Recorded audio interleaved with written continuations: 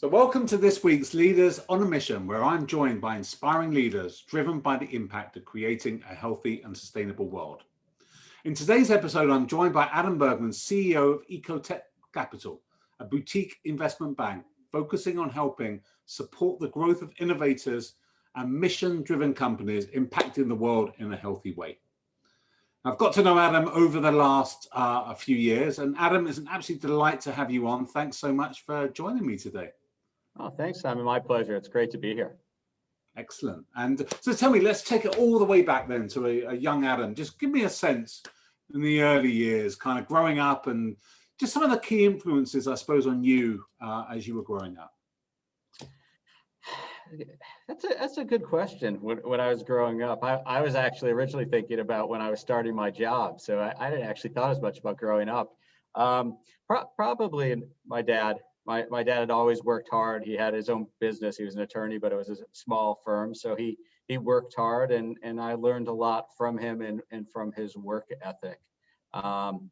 Interestingly, growing up, I was a big sports fan. So I always watched a lot of sports, and watching Magic Johnson was my favorite player growing up, which was really interesting for me growing up in outside of Connecticut, which isn't too far from Massachusetts, where the Celtics were very big. So in my neighborhood, everyone was a Celtics fan, and I happened to be a Laker fan who was their biggest rival. So I liked him because he was a big guy, and he knew how to handle the ball, and he could play all aspects of basketball, and it was very bright on the court. So I've always kind of come to the point of thinking about how you do stuff using your brain intellectually to outsmart your opponent or competitor, and that really was interesting to me.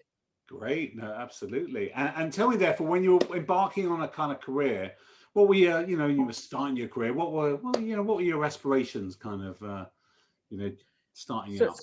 So I was actually always expecting to go to law school, and it was the path I thought would be interesting. It was actually not pushed at all by my dad, and he actually said the opposite, to something else, do whatever you like. And I was on my way there until my final year of college, and then I decided, it probably wasn't as interesting. I had a couple friends who were older than me who went into investment banking and said, you should really look at this. Finance is interesting.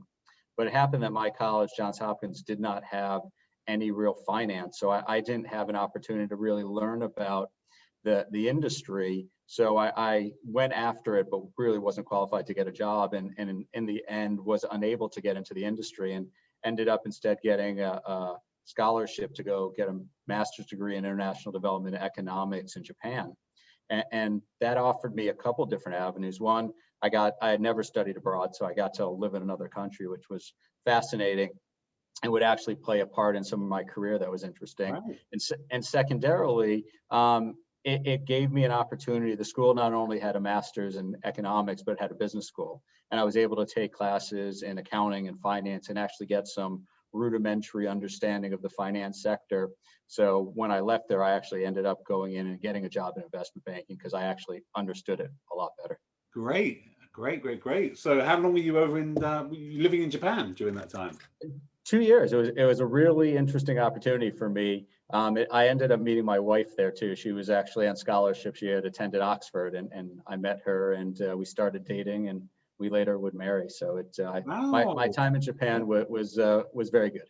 Okay, that sounds absolutely. That sounds great. And so then you came back and went into banking. And I suppose when you look at your career, it's interesting.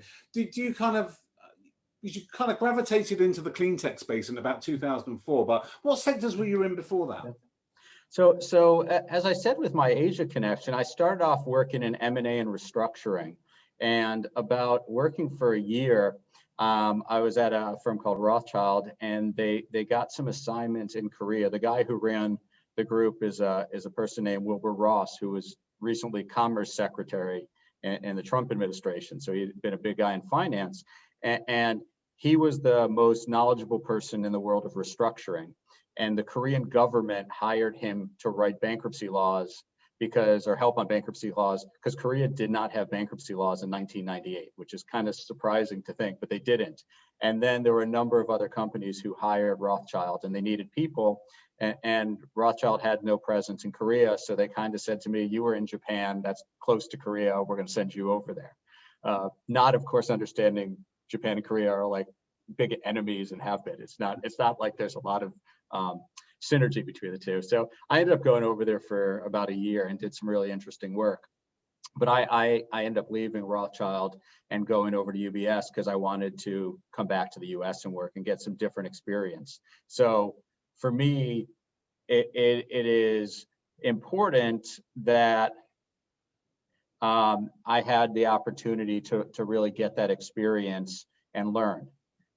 So in my experience there, I learned a lot about finance. I learned about how I could learn, how I could help people and really get a better understanding of financing companies. And I started off doing work in healthcare internet. It was a lot of capital raising for early stage companies, but it ended up with me getting into a position where I worked on a number of transactions that made a company called WebMD, which was one of the first major healthcare online companies.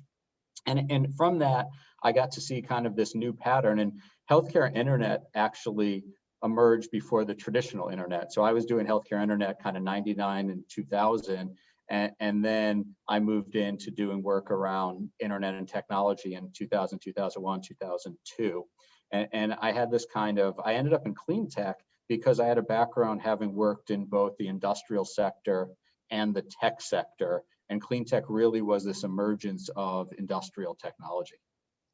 Yeah, absolutely. And what was your rationale at that time? It was a new kind of sector. Give me some sense into, kind of the hope and the vision for kind of clean tech back then.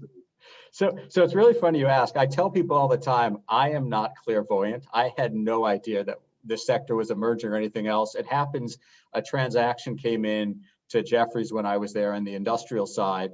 And I had a background raising capital for companies, and Jefferies historically, they were doing much more debt than equity, and they needed someone who could understand the equity market. So it kind of fell to me. It wasn't like I went out and found this incredible company. So someone came to me with a transaction, and I went to raise this company capital, and they'd been around 20 years. They'd been public for 10 years. They had raised a fair amount of money, but had never been profitable and weren't close to being profitable. And we went out to raise them really about $50 million, and we got interest for about $150 million, and we did a deal.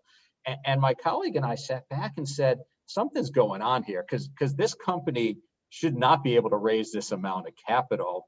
And it happened to be just at the time that Germany was implementing a feed-in tariff, the US was putting incentives in solar, and really like 2 months later, we raised money for that client they made a flexible solar panel. We raised money for their largest customer, who took that flexible solar panel, put it onto a white roofing membrane, and then you rolled it onto a building for a solar roof. So it was a flexible solar roof. So from there, everything just snowballed, and we saw really a huge amount of investment coming into the world of solar. We saw the emergence of new technologies around biofuels, because all of a sudden the US put in its blending rates that they had to have a certain amount of ethanol. So there was this whole continuation of innovation around renewable energy. I did a lot of work in wind and geothermal as well. And it was really just the start of a future transformation. I wish I could tell you, Simon, that I was at the forefront and knew it was coming and was leading it. I will tell you I was not. I wish I could tell you when I got in later onto more of the utility technologies with LED lights and energy efficiency and energy storage, that I knew the trend was coming and I was grasping it. I didn't. I could even say probably when I started doing early work in next generation vehicles, natural gas and EVs, that I saw this fundamental change happening in society that was going. I'm not sure I did. I will say that I did see what was happening in ag and food tech 5-6 years ago. And I will grasp the mantle of understanding that early, although I will admit I'm not sure I knew it would grow as quickly and as large as it has over the last couple of years, particularly in the alternative protein side. but I knew that was happening, and I could see the trends. And one of the things I think is really interesting is my experience of having worked around renewable energy and then in utility technologies and mobility and transportation has been so effective for me in understanding what's going to happen in food and ag tech. And I like to say to people, while the end markets seem so different, like food and ag and a vehicle, I don't know if you could get much further away. They seem pretty different. What I really tell people is there's a lot of similarities. They're trillion-dollar sectors of the economy. They've been around for a long time, whether it's generations, centuries, or in the case of food and ag, millennium. You're talking about huge amounts of time. They are large. They also have large incumbents. Most of them are oligopolies. And those oligopolies, these parties have huge amounts of capital, large balance sheets, name recognition, marketing, distribution, and are going to fight to keep new players out. So there's a lot of similarities. And for me, it's been really valuable to have the lessons I've learned from cleantech 1.0 around renewables and utility technologies, and even some of the early mobility, to help my food and ag clients, because they, despite its different end markets, they face almost all the same challenges that these other parties had previously.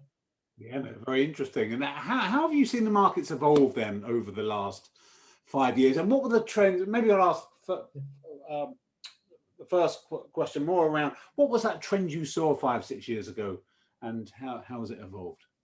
So I would say that the one thing, and let's go back to cleantech 1.0. So a lot of the failure of cleantech 1.0 came from the fact that companies were developing products and the customers weren't there yet. I like to say that sustainability had a nice run from 04 to 08, 09, but then when the Great Recession hit, the word kind of left the dictionary. You couldn't find it. No one talked about it. It was probably almost a decade till it came back, and it's come back the last 3 years, and it's come back with just a tremendous change that's occurring in people's focus. And really what I would say is I noticed 3 to 4 years ago that the consumer was taking a very different viewpoints of life. And usually when I say that, I'm talking about the millennial, the Gen Z, of how they were thinking about food. And I often say older generations have looked at food in very different ways. There was 50 years ago, we started really industrial agriculture. And the reason we started it is because there were concerns that population was growing so significant that we were going to run out of food. And if you think about it, industrial ag in many regards has been a huge success. It's scaled. In the developed world, there's no concerns about people not having food to eat. Prices, disposable food spent as a percentage of disposable income dropped from 18 to 9%. That's a tremendous drop. And so I think for many regards, people were happy. They got to eat what they wanted and it was cheap. The problem is the negative impact of industrial ag is it's led to significant environmental challenges, whether it's the soil, whether it's runoff into waterways, creating algae blooms, or into drinking water. It's created lots of issues. And then there's the other piece, which is a lot of what we're eating today are not nutritious and empty calories, and we have a huge obesity-ish problem that is global. I guess you could say America's exported our obesity problem around most of the countries around the world. So it's led to fundamental challenges. And I saw a new class of consumer coming up who said, no, we're not going to do this. We're not going to live in a place where the food system has made our parents and grandparents obese and sick, and we're just not going to accept that anymore. And that's, to me, led to a lot of change. And I always say to people, we've entered a period of the consumers in charge. And when I say that, what I mean is, if you go back a decade, the consumer had limited options. If you went into a grocery store and they didn't have what you wanted, the odds are you didn't really have many choices. Now, today, we're in a very different world. If you go to the grocery store and they don't have what you want, there could be a specialty store, or of course, you could go online. And by the way, younger people start online. They don't even go to a grocery store. And COVID-19 has driven that change even more rapidly away from people going into grocery stores. So there's a whole different world. The other change I think that's going to be really interesting and is just starting is the direct to consumer. I was listening to a talk last week where a couple farmers were speaking, and one of them's a cherry farmer, and she said COVID's driven them to do direct to consumer. She said it's working really well. We can make more money, and by the way, the consumer's getting the cherries quicker because it doesn't have to go through the whole distribution chain and get to the grocery store and then buy it. They get it quicker, and now it lasts longer. And I think that's one of the things that we're going to see. The supply chain in food and ag is broken. COVID-19 has showed us that. It did, I like to say it did not break, but it bent about as much as it could without people really getting concerned whether they were going to get their food. And what it showed us is it's not working effectively. And we're going to see technology as a means to drive innovation that's going to bring tremendous change to how the food is grown and how it gets to us. And that's going to be something I think people aren't talking enough about yet, but it's going to be really different. Oh no, great, absolutely. Thanks for that. And what other kind of segments of the market, have you seen kind of grow and develop and are poised for explosion? So I tell people right now, I look at the food tech side as more likely to see rapid adoption in the short term. And I say that because it's being driven by the consumers. And I look at the world as follows. The consumer touches the retailer, the consumer touches consumer packaged goods. We often joke that if you go into the grocery store today and you go to the middle of it, you know the name of all the brand names of all the unhealthy food you eat, the crackers, the biscuits, the candy, you know all those names. But you go to the protein and the produce aisle, you have no idea. If I asked you to name who your carrots are coming from or your peppers, you've got no idea. It hasn't been branded, so it's a very different world. But what I would tell you is the consumer's pushing for real fundamental change, and everyone who's selling right there, plus the retailer, is going to feel it. So I personally think the more rapid change in the short term and the real growth is going to start out in alternative protein. We've seen it. What's interesting is when people talk about alternative protein, they get very laser focused on the meat side. So the Impossibles and Beyonds, which have done great, but that's less than 5% of the market.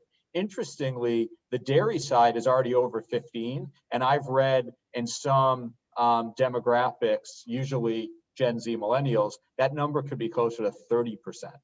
And so you're talking about fundamental real shifts where you could have 50% of the market in alternative or non-dairy products within the next decade. And that's really interesting. It'll start in milk, and then over time it'll go to yogurt and creamers and cheese. But that change is, to me, something that people aren't spending enough time watching, and it's really exploding. The other area that I see in the short term real explosive growth is around indoor farming. And I tell people, when I think about this consumer I'm talking about who's making change, that consumer is focused on fresher, healthier, and more nutritious food that is environmentally sustainable and tastier. And indoor farming hits all of that. And if they're able to actually make it in a way that's even more environmentally friendly, it's a huge win. Because one of the things I tell people that most don't realize, organics have chemicals and pesticides in it. They're just chemicals and pesticides that the government have said are less volatile or won't have as big an impact on humans, but they have them. And what's really interesting is if you went to consumers, 9 out of 10 would tell you organic has no chemicals or pesticides in it. So that's cool, to be honest. So that's the thing. But indoor farm, because of how they're growing, doesn't need to use that. And I think it's going to be a huge opportunity for them to rewrite the market dynamics of, do you want the healthiest produce that's not grown with chemicals or pesticides? So I think, again, the consumer side's driving it. Long term or longer term, I'm bullish on ag tech as well. The challenge with ag tech is you have to often start with selling to a farmer, And that's always going to be more challenging and take longer than selling to consumer. But I look at it as, how do you push down the whole supply chain? It starts again at retail, and it starts at CPG, and it's going to go down the whole supply chain, ultimately getting to the farmer, who's going to be told, if you want us to buy your product, it needs to hit these specifications because this is what our consumers are telling us we need. And that's a big sea change. And what I would say, the whole world of sustainability is driving it, and you're seeing it firsthand now. Every CPG company has come out with its sustainability metrics. Everyone's following the UN Sustainable Development Goals. There's all of this push that is, I would argue, moving from words to action. Some places it's moving quicker than others. Some places it's moving slow and will likely move slow. But I think there's a recollection that there's change coming. And I will be very clear and say it's not coming because all of these big companies are so focused on sustainability. It's coming because they fundamentally understand that if they do not change and appeal to their customers, they are going to lose business because someone else is going to put out a product that fits this dynamic of a more sustainable food, and they're going to buy that instead. Yeah, fascinating, isn't it? I mean, who would have thought that the category of alternative protein, I mean, 3.1 billion, did you say, that's been invested into the sector? It's incredible, and I would just say it's a tip of the iceberg. But that being said, there was something that happened that's really interesting, and I'm not sure other companies are going to be able to benefit the same way that Impossible and Beyond did. So back to my earlier commentary about, do you know the name of the brands you buy? If you buy ground beef, and I don't know how it is in the UK, but in the US, if you buy ground beef, you have no idea who's making it. It's literally a piece of saran wrap on top of ground beef. You just don't know. But what's interesting is the largest makers of ground beef in the US are Tyson and Cargill. Tyson, to me, is particularly interesting because, of course, Tyson is one of the largest chicken producers in the US, and they brand their product all the time, but they just haven't in ground beef. And I find that fascinating. But my point is, Impossible and Beyond came in and they branded meat. Again, no one's done this in the beef side before. They were able to brand their beef. And by the way, they did something else that's really valuable. They got out of the freezer where the old garden burger was that no one wanted to eat and put it next to the meat. And now it actually looked like a competitive product. When it was in a freezer, it didn't look like a competitive product. But when it's out on next to the meat, it does. And by the way, they also got really lucky because their growth is very intricately linked to a huge campaign put together by Burger King and Dunkin' that was emphasizing these new alternative meat products. The next generation of people aren't going to get this. The next guy who comes out with seafood is probably not going to have, I don't know, Long John Silver's or someone putting out a huge marketing campaign. It's just, I think they got lucky. They were in the right place at the right time. And it's a real big advantage. I have this conversation with my indoor farming companies who say, we're going to follow the route of Beyond and Impossible and market and brand ourselves. And I said, that's great. I said, but it's unlikely you guys are going to get the same marketing campaign from Burger King or McDonald's, because it's unlikely any of them are going to market their tomatoes and lettuce. It's just not, it's different than their beef. So I think in many regards, alternative protein was helped by the fact it was the right time. The consumer was looking for it. And because of that, it's really driven tremendous growth. And I think it's just starting. That being said, alternative protein does have limitations. The food from a nutritional perspective is not good enough yet. And I personally don't think that it's an equivalent product in taste yet. I think it still has further to go. I tell people I really am a big fan of plant protein. I think it's going to take a big piece of the market, but I'm intrigued by the cellular protein side because I rightly or wrongly think if you start off using animal cells, the likelihood of it having the same taste as chicken or cow or pig is much higher than using a plant variety of it. So I think there's a lot coming down here, and I think it's exciting. I think there's going to be tremendous change. In my most recent article, I talked about 20, 25 years from now, if you told me it was 40% cellular protein, 40% animal protein, and 40% cellular, 40% animal, and 20% plant protein, it wouldn't surprise me. Really? In 25 years? 25 years. Wow. Yep. Wow. Incredible. The journey though with on the cellular side is, again, it's a very capital intensive one, isn't it, actually? And that's as it is with some of the indoor farming. So there's some real kind of challenges there, I would imagine, in being able to kind of scale and grow.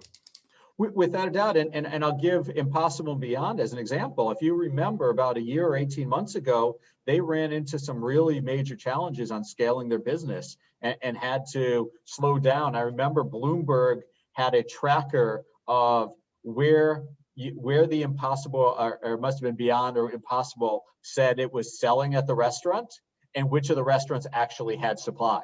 And I remember that tracker because I thought it was really interesting, and it tells you a lot about brands getting ahead of themselves. Sometimes when brands get ahead of themselves like that and the product's not available, it actually sinks the brand because they just can't supply it. I think in many regards, it was helpful to Impossible and Beyond because it made it more like, wow, this is a special product. And when I find it, oh, wow, it's a huge win. But both the capital intensity and the supply chain are tremendous opportunities and challenges out there. I was on a panel with someone from Danone Manifesto Ventures last week, and I was moderating, and one of the questions I asked him was, does Danone have a huge advantage over its competitors, which are usually smaller startups, because of its ability to tap its full supply chain? And because of that, it's a big advantage. So I just look at the challenges that are out there for these companies. However, one of the ones that I don't think is a challenge and that right now we're seeing is capital. There has never been as much capital available to companies as there is today. And because of that, I think it creates an opportunity for companies to scale much more rapidly than they could have, whether it was cleantech 1.0, where there's a lot of capital from 04 to 9, or the past decade when there wasn't lots of capital. But there's an opportunity out there now. It's not a lack of capital for a good company today. So there's a real window of opportunity for companies right now, it seems. Without a doubt. Without a doubt, and we've seen it and I know one of the topics that you and I often talk about is the SPAC market, and we've seen just a tremendous amount of capital coming into sustainability. I joke that if you look at the electric vehicle companies that have gone public through a SPAC in the past 12 months, I know 6 or 8 of them were going to be out of capital in the next 18 months to 24 months, and there was no money in the private market for them. They would have gone bankrupt. And the public market has opened up in a way I don't think most people would have expected, but we see a fundamental change where there's a tremendous amount of capital. And I heard some statistics like during the past year of COVID, 1/3 of all capital that came into the public markets for investment was focused on ESG. And that is a tremendous amount of capital when you've got Tesla at, I don't know, 800 billion market cap, and then nothing close to it. It's not like there's 100 companies that you could put capital into that have 10 billion market cap and above. It's kind of like Tesla, and then there's a whole nother group who's small. And it's really interesting. And I think that's been one of the catalysts to driving the amount of SPACs, because we're out of sync. There's huge amounts of money in the public market and very few opportunities to invest in public companies and that are doing sustainable or impact. And then conversely, there's not a lot comparatively of capital in the private market, but that's where all the companies are. So you have this mismatch, and I tell people, I think that SPACs, to me, are a COVID phenomena in most industries. I don't think so in sustainability ESG. I think that is a route to bring private companies that have huge growth potential into the public market where they can get well capitalized, which they often won't be able to do as private companies. So I look at all this and think, okay, there's a huge opportunity ahead. And to me, we've seen one in the world of ag tech and food tech, which was App Harvest. And I expect we're going to see a lot more over the coming year. It seems like a good avenue for companies. And I tell my clients all the time, the interesting thing about a SPAC is if you could get the structure right and raise enough money in a PIPE transaction, you potentially could get your next 2 fundraisings done and don't have to go back out to raise new capital in 18 months. And that's pretty interesting. There's a lot of limitations and challenges about being a public company, but that's a secondary component. But if you're thinking about pure capital, as you said before, these are highly capital intensive businesses. If you don't have to worry for 3 to 4 years about capital and you can actually grow your business, it's got to be interesting to a lot of companies. Very interesting. I was going to say with the SPAC, what are the cons? What are the pros and cons if you're a company now and you're considering kind of your options out there and you want to capitalize now and you want to kind of grow and scale? How would you view that kind of pro and con around it? So let's start with the con. The biggest con is going to be you are a public company, and that comes with reporting, attestations. There's a lot of rules to being a public company. Now, if you're a public company that doesn't have revenue and doesn't have any profitability, it's probably a little easier because there's no guidance for you to give that you're going to have to hit. It's easy to say we're going to have revenue in 2025, so come bother us in 3 to 4 years when we're getting closer. The challenge for most companies is if they actually have a business today with commercial revenue and either close to EBITDA or positive EBITDA, you now have to manage quarterly. You have to go out to the street and say, we're going to do this next quarter. We're going to do this for the year. And that's a tough job for an early stage company who's just trying to build a business. And let's be candid. All the companies we're talking about are early stage companies. They're not hundreds of millions in revenue. They don't have 50 million EBITDA. They're early stage companies generally. So that's one of the things I think that's really a con. And then secondarily, if you're public and you didn't perform, the key is going to be, do you have equity research following you? Because if you lose equity research because you either aren't performing or you're not interesting anymore, you're an orphan, and that's a terrible place to be as a public company. The pros, as I said before, is there's a huge amount of capital out there. Yeah. There's a lot of investors who are looking at opportunities to invest in ESG and don't have a lot of them. There's some really smart people doing some of these SPACs that are well connected and can be actually valuable partners for the companies. So there's definitely pros and cons, and I think it's often each company needs to look at it. One of the things I always tell my clients is, while I might not think a SPAC is the best option always, if they can't raise capital in the private market and they see a challenge going forward in being able to raise enough funding to grow their business, then I always say to them, whether it was a SPAC or the TSX Ventures or the or AIM in London, you need to get the capital to grow your business. As an executive, that's your number one priority. And sometimes you have to make decisions based on where you can be best capitalized. Yeah, absolutely. Tell me, in the industry, do you think some of the big names out there, the big iconic, successful kind of philanthropists and, AKA Bill Gates and others have really, led to, an increase in profile, across the industry, and actually brought capital in from other sources because he's like a figurehead for the industry? There has definitely been a huge amount of capital coming in from let's broaden out from that to say family offices, and there is a lot out there. I would argue that still most of the family offices have not put a lot of capital into sustainability yet. There's a few of them like Tao and Prelude and Innovation Endeavors who have put capital to work, know the sector, lead deals. But generally, the family offices are still getting up to speed and trying to understand the markets and either will follow on or will look. I would say the family offices are a lot of lookers. They look to see, oh, this is interesting, let us take a look. But it's rarely do they actually put capital in. Right. I think that's likely to change. And you mentioned Gates. BEV is one of the largest players here. And I think there's just an opportunity. So with someone like Breakthrough Energy, who not only has Bill Gates, but has Jack Ma and Michael Bloomberg and all these huge industry titans, to get the technology right and have the connections. Because I often tell people that one of the biggest issues is not equity. Equity is not easy, but there's equity out there. The biggest challenge for most clean tech companies is working capital, equipment finance, and project finance.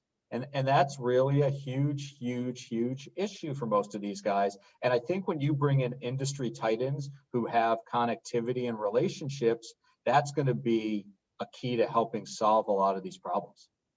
Yeah, no, that's great. No, very interesting. And I'm wondering about how different when you compare it to cleantech 1.0. The ecosystem now, right?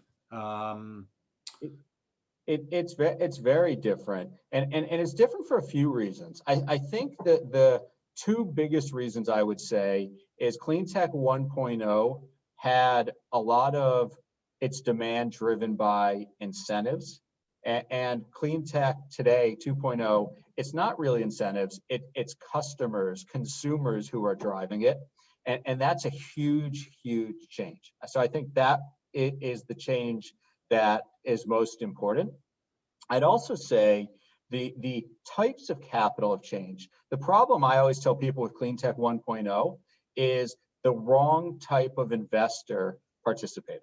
And when that, I mean, we had a lot of traditional technology investors from Sand Hill Road who didn't understand the sector, who heard clean tech, thought software tech, came in, got here and said, uh-oh, not only is it not fully software, but it's a different type of tech. It is hardware. And I often say to people, if the investors in cleantech 1.0 were the guys who did semiconductors, they actually might have been more successful because they were much more knowledgeable about capital intensive hardware businesses. But most of the investors who came in did not have that background. They were much more internet or software guys. And so we didn't have the right investors. We didn't have enough consumer demand, and we didn't have the infrastructure in place. I often tell people one of the reasons I spend so much time building out ecosystems is in cleantech 1.0, we didn't have it. The solar sector were people who came from tech and industrials and utility and energy who didn't know each other. They didn't have this network. Solar, it was really when solar was getting big enough to actually be a pain to the energy sector, the energy sector came and hit it with all it had. But and solar did not have yet a lobbying group. They weren't ready for it. And that's what I tell people is that the sector today is seeing that there is a real opportunity. Customers want the products. Companies are capitalized. The products have, again, some of these products could be from cleantech 1.0. They could be 15 years old and they've had time to actually optimize. The other thing I tell people that I think is really important, and I see this most in the food and ag tech world I live in. In cleantech 1.0, the industrial companies, the utility companies, the energy companies came in reluctantly from 2004 to 2008. Maybe they put $1 million here, maybe they do an incubator and help out here, but they did not care. They did not think it was real, and it was not a focus for them. I would tell you today, I'm shocked by how many large food and ag companies have a venture arm or an external innovation group and are coming to the forefront. I am not blaming missing on solar and wind for killing GE, but GE did not get solar right, and it was a business opportunity, potentially a significant one, that they just missed. And they were the leading player of equipment into the energy sector, and they just did not get there. And I think a lot, and by the way, you could say the same thing about GM, Ford, and Chrysler. They're still alive and they're coming out with EVs, but they sure did their best to wait as long as possible as everyone else built it. And what I'd say in talking to the Cargills and Bungys and Bayers and all these other big players, what I often hear is we saw the big three automakers miss electric vehicles, it could still kill their business. It's really hurt their business. And we're not going to miss that trend. Whether we believe the future is plant-based protein or not, we're going to be there. We're either investing in it or trying to build it ourselves, because we're not going to miss a product, get disintermediated from our customer, the supply chain, and lose. We just see technology is driving change, and we're going to make sure we are at the forefront of that change. Oh, that's great. And I think there's been so many lessons learned, but I think the ecosystem, the sense of collaboration, Yep. the sense of working together, it's such a powerful force, isn't it? It is, and I'd add one of the things that I've been really impressed with.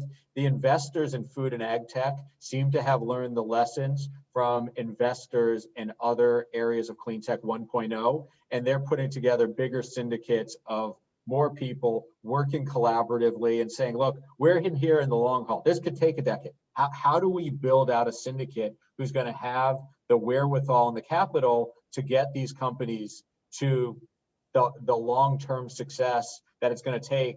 Because we know from a fact, particularly on the ag tech side, this is in a 2, 3, 5 year window. This is a 7 to 10 year minimum window for a lot of these companies, because you're selling into skeptical markets. You have to get to the customer, often the farmer, who's very conservative in their dealings and wanting to change. And it's not easy, and it takes a lot of time. But I think that the reality is change is coming. And the more we see SPAC IPOs, regular IPOs, exits where we haven't seen that much M&A yet, that's really what's going to drive this sector even faster. It's a lot of money goes in, and that's, by the way, what happened in Clean Tech 1.0. But the problem was a lot of money didn't come out. I think the big difference here is you're going to see a lot of money coming out in exits, and mostly probably M&A. Great. Absolutely. Very exciting times ahead. And Adam, listen, it's been an absolute pleasure to get your wisdom and expertise on the show. So thanks a lot for joining me. It's been a great discussion. My pleasure, Simon. It's been my pleasure. And I'll always enjoy hearing the podcast. And it's always appreciated to just get the chance to talk about what I think is one of the most interesting things happening in society right now. Oh, absolutely.